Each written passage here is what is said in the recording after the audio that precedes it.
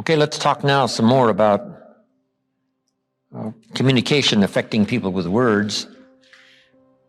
Here's one that's a challenge, learning to identify with whoever you're talking to, whether it's a group or an individual. Identification simply means build a bridge between you and someone else so that the conversation flows easy, so that you try to do your best to understand where each other is coming from. Identification means start with something real. If you're married and have a family and you talk to someone who's married and has a family, that's an easy identification. I'm married, you're married, I've got children, you've got children. What gets to be a little more complicated now is I'm a man, you're a woman. See this? Now, if we both have children, we would have that in common. If we both worked at the local department store, we might have that in common to talk about as a start. But then, finally, for the man and the woman, it gets a little more complicated. Expectations, demands, all that. Man gets married, hands his wife this list of 12 positions he wants her to fill eventually. Mother, lover, chauffeur, housekeeper, cook, teacher, guardian, just to name a few. She says, whoa, that's pretty heavy. And then he's got his own challenge. She says to him, go conquer the world and be home by 5 o'clock. And he says, whoa.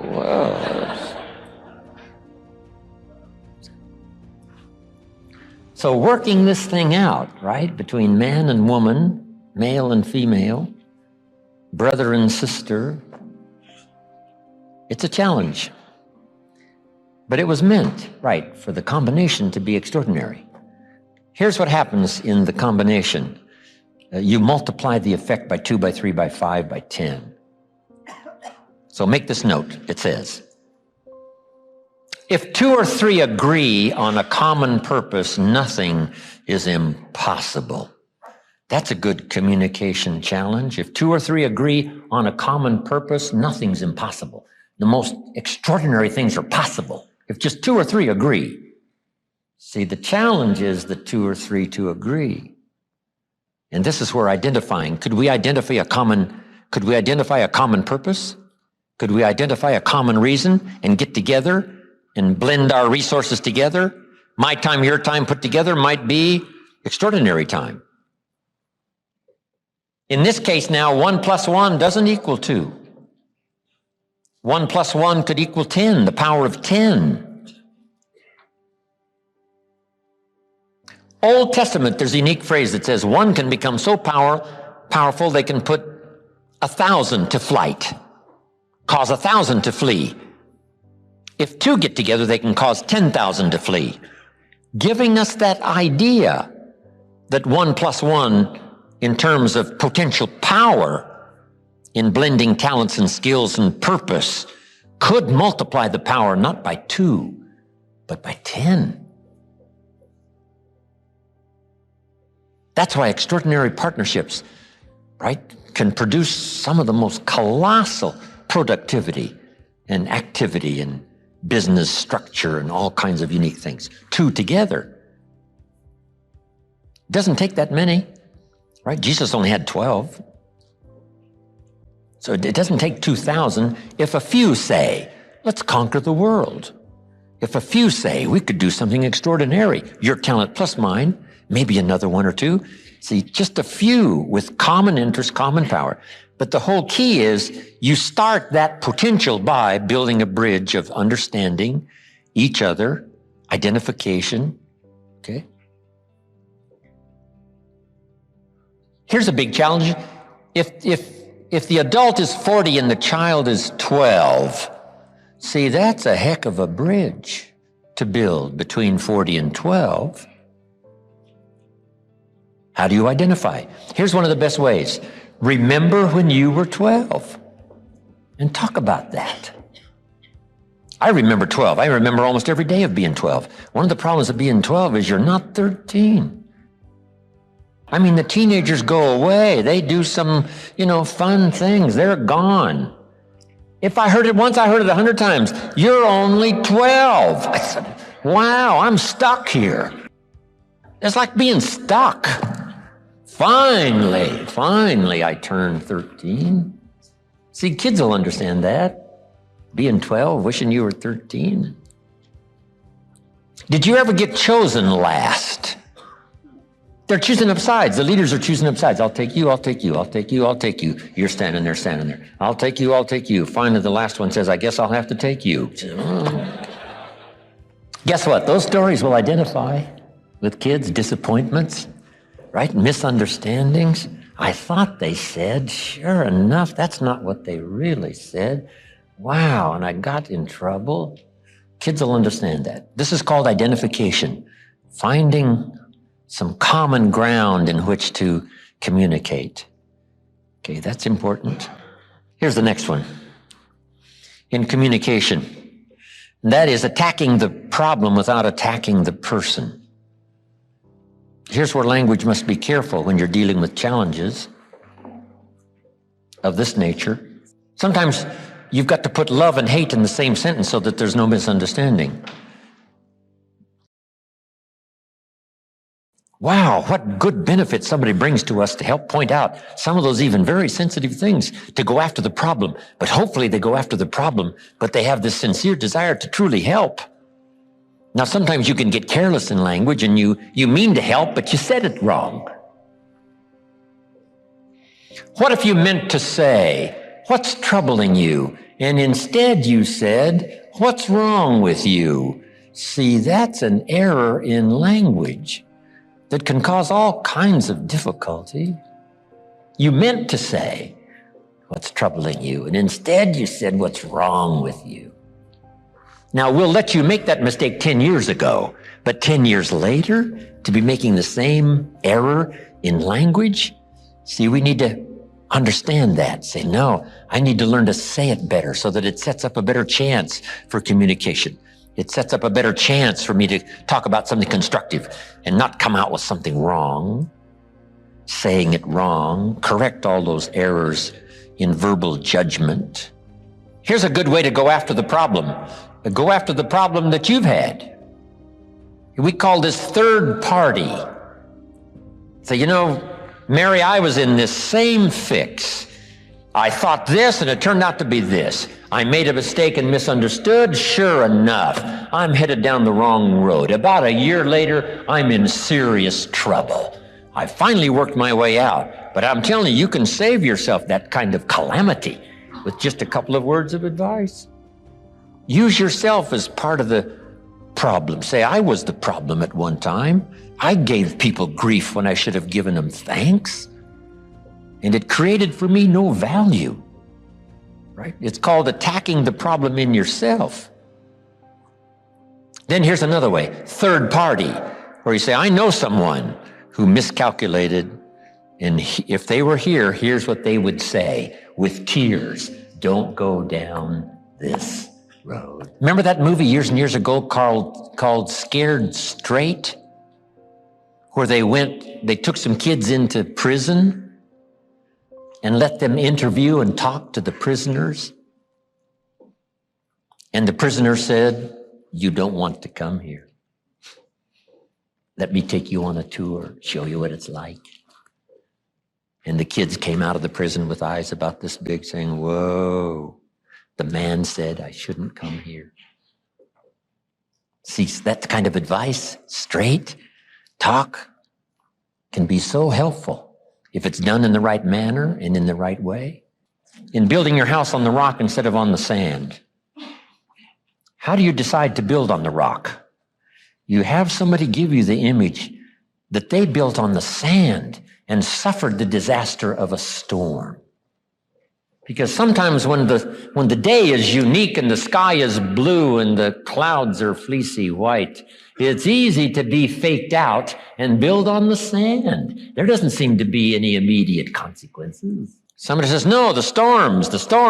And if you've never had one of those storms, you would say, what storms? So let me tell you about the storms. And then you need somebody to scare you to death.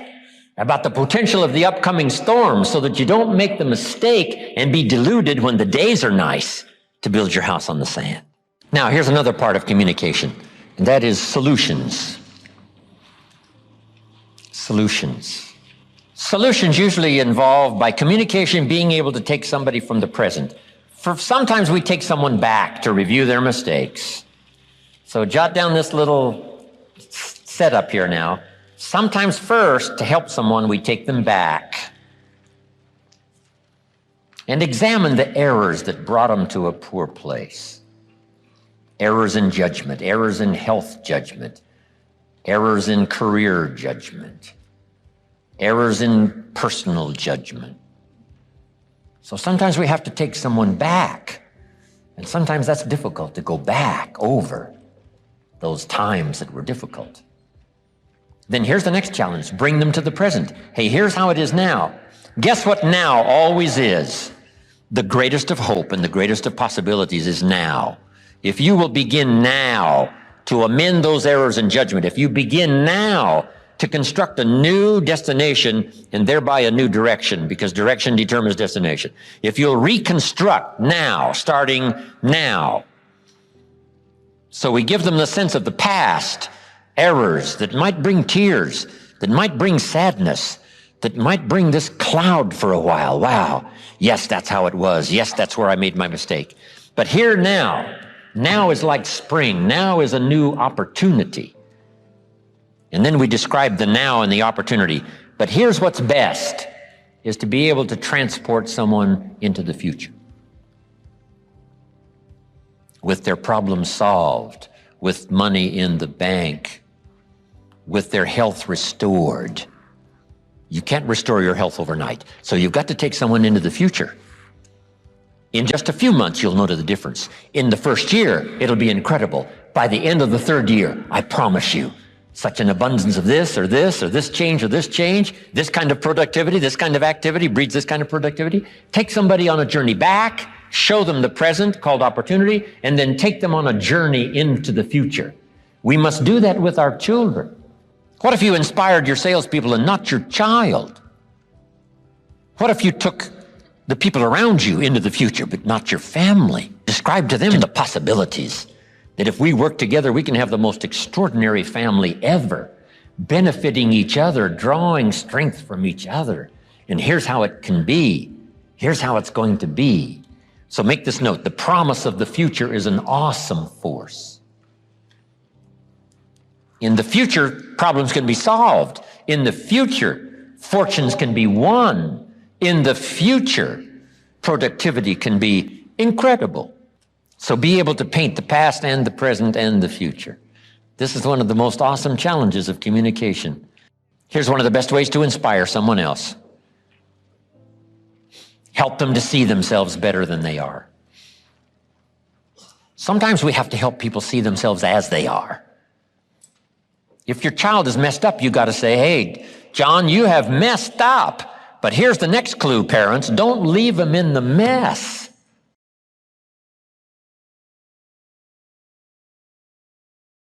So they've messed up. How quickly could they turn it around? Almost overnight. What could be the promise of the future if they started walking a new road? Absolutely colossal and unbelievable. So we quickly go from saying, yes, you've messed up, no doubt about that, but here's how quickly you can recover. Here's how quickly you can multiply the future in a positive way versus the negative way that brought you to this poor place. See, the gift of language can do the most incredible things with a human being. Rescue them from oblivion, send them into the future with a picture of the promise, the possibilities. Don't be lazy in exercising these gifts. Someone say, well, how good do we need to be at it? As good as you possibly can. Someone says, well, this is only a child. What a better place to start. Correcting a few errors and building the promise of the future. We can't say it's only a child. This could be the next superstar. This could be the next person of high productivity that starts enterprises that employs millions. This next child, this child, properly corrected, properly inspired. The promise of the future is an awesome force. My mentor worked this on me. He said, Jim Rohn, if you keep up these disciplines and if you keep up these skills, keep increasing productivity, learn how to work with people, do the job well, do the activity, learn to teach. He said, I promise you, you're going to have a unique place. I promise you. He kept saying that. I promise you. Things will all change. I promise you. A bank full of money. I promise you. A heart full of gratitude. I promise you. A family with unusual respect. I promise you. An audience that won't quit. And he just kept saying all of this stuff. I promise you. Take it from me. I've got the experience. I know. Person like you, your dedication. If you keep up this pace, the day will come. The day will come. And he painted this picture. I couldn't sleep nights the first year. Then I remember one day he said, one of these days you'll walk into a room full of people, and as you walk in the room, you'll hear someone say, that's him. That's the famous man. I thought, well, that could never happen to me. I was raised in obscurity, right? One of my first skills was milking cows. I mean, what's that got to do with walking in a room and have someone say, that's him, that's the man, the famous man? But sure enough, year by year, audience by audience, and book by book, as I traveled this journey, wow, that promise from this man started coming true. I think when I got here today, even before I reached this auditorium, I think I heard someone say, that's him, that's the famous man. I just wish my mentor, Mr. Schoaf, was here to see this. Here's what he would say. I told you. I said, listen to what they're saying. I told you. I told you. Yeah, that's right. It's happening. Wow. I wonder how much further. I wonder how much more. Wow. That's a gift. Language that transports people into the future. Jesus used it as an incredible incentive. He said to his little group, we're going to have a tough time and be a bit misunderstood. This is a new thing we got going here. Some people are going to like it and some people are not going to like it. And, you know, the devils are after us and all the rest of the stuff that started this drama way back in the beginning for the beginnings. It hasn't changed. But we've got such a splendid idea. It's worth working. I've been with you now 3.5 years. And here's the deal. Let's now go tell the story. Tell the story to someone else. And they said, okay. So they start telling the story. Sure enough, they run into challenges. Sure enough, the devil is at work. And I'm sure Jesus said to them, if we do the work well, I promise you when all of this is finished, in my Father's house are many mansions. See, that's clever. He put the mansion shot on them. No wonder they walked the streets and told the story, fought the devils and fought the opposition. No wonder. But I'm sure they came back to Jesus every once in a while and said, would you tell us about the mansions one more time? We've had a really tough day. So you got to do that with your children. You got to dazzle them. Take dazzling lessons. I don't know where you sign up in Anaheim for dazzling lessons, but why not? As a grandfather, I wanted to be a 5-star grandfather. I'm on my way, dazzling my grandchildren. So I'm asking you to do the same thing with your company, with your people that work for you, and especially your family, so that you can give them the promise of the future. They'll do extraordinary things if they can see. If they can't see, they'll take little steps. If they can see, they'll take giant steps. Solution. Money solution. Business solutions. Solutions of every description. Be a person with a ready solution.